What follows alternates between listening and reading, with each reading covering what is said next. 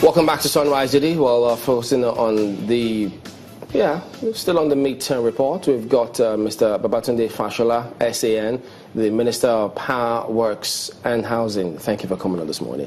Good morning. Thank you for having me. You know, sometimes when many see this, they seem to forget about the works and housing part and keep thinking about power. So, does that happen to you sometimes? No, I think that there is enough balanced management in dealing with our responsibilities, and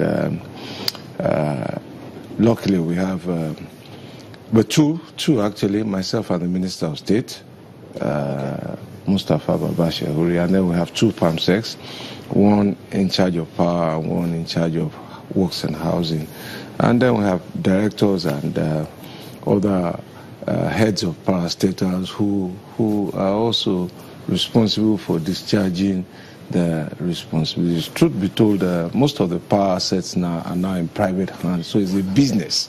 So, but even at that, many people will still blame you because they say, if we don't have power in this country, we can't move forward. So the buck stops at your table. Oh yes, I mean, without a doubt in terms of oversight and responsibility, and even just yesterday, the acting president was emphasizing the need for collaboration between government and the private sector, and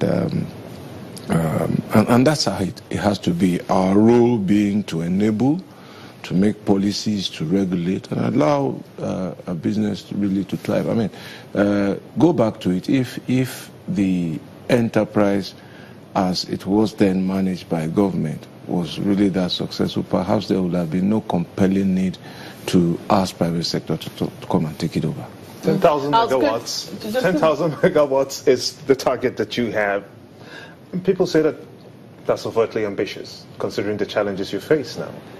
How do you respond to that? Well, you know, your employer gives you a target. If you think that it is unattainable, then you either leave or ask for the target to be revised. I think 10,000 megawatts is realizable. It's a stretch, without a doubt, but it's possible. And at the end of the day, as I've said, don't measure. I don't think that the public is concerned really about how much megawatt you have on the grid. It's about how much access they get to energy. And sometimes when we sustain energy at over 4,000, 5,000, the feedback I get suggests to me that if we added a little more, we might as well be getting closer. But we must continue to ramp up. That's the bottom line. But in terms of where we are and where we took off from, and it's important to always contextualize this, we were at 2,690 megawatt. That was the amount of power available on the grid on the 29th of May, 2015. But we've achieved beyond that. Just a minute. Let's just go back there. Okay. All of these things are contextual. 2,690 megawatt of energy on May 29, 2015, the day President Buhari took office. Yesterday, on May 29 this year, it was 4,014. So that's the context. Now, sometime in response to your point, we grew to 5,074 in February 2016. I think it was February 10th or so. And from then on, we had 16 consecutive attacks on the gas pipeline. 16 consecutive attacks. As I speak to you, the Escravos-Lagos pipeline is out. So that means that most of the power assets on the western flank of the Niger Delta do not have enough gas to fire them. So you can begin to think of Geregu 1 and 2.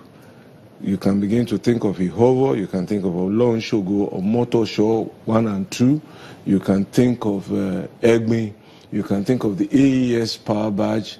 All there, not enough gas to feed them, because as recently, I think as the 20th of May this year, the 24-inch pipe again was blown up.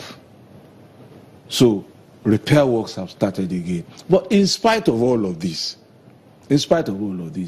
we still have 4,014 megawatt of power on the grid as at 29th of May this year. That's what we have added. That's a Monday. But, you know, what a lot of people would say is it's perhaps been smart to say that, you know, you had 2,000, roughly a little above 2,000 megawatts on the grid as the 29th of May. The question is, what is the capacity of the country, or what was the capacity of the country as at that point, but for, you know, the vandalization that was going on along that time? The capacity of the country that is installed is a little over 12,000 megawatt in generation.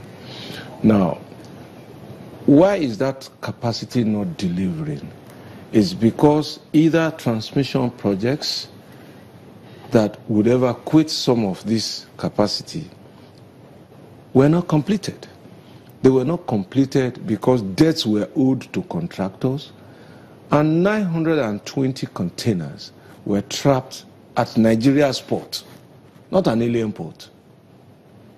That's what we met. 920 containers containing transformers, equipment, switches, gears. We've retrieved, and the simple reason, nobody budgeted to pay for it. So we started paying under President Buhari's first full budget, 2016 budget. We retrieved 352 containers, and they are being distributed to various sites. And I think it was last week, there was a feature of an oversight inspection by the House Committee on Power in Kaduna. When I first visited that site, there was nobody working there because there was no budget. So at least the features showed that people were welding the steel tank because they've been paid. They haven't been paid for 3-4 years before Buhari came. So largely what you're saying is that even though you know, the electricity sector, you say it's largely out of government hands, yes, it's still heavily dependent on government. Oh, by all means, it is dependent on regulation, policy, and there are certain things that are not in the control of the operators of the business. Things like security, I must admit, that's our responsibility as government, the exchange rate, and those are the things that affect their business. And we continuously are working to ensure that all of those developments are dealt with. For example, government has acted in the way that any government should act to approve a power sector recovery program. Government has approved a payment assurance guarantee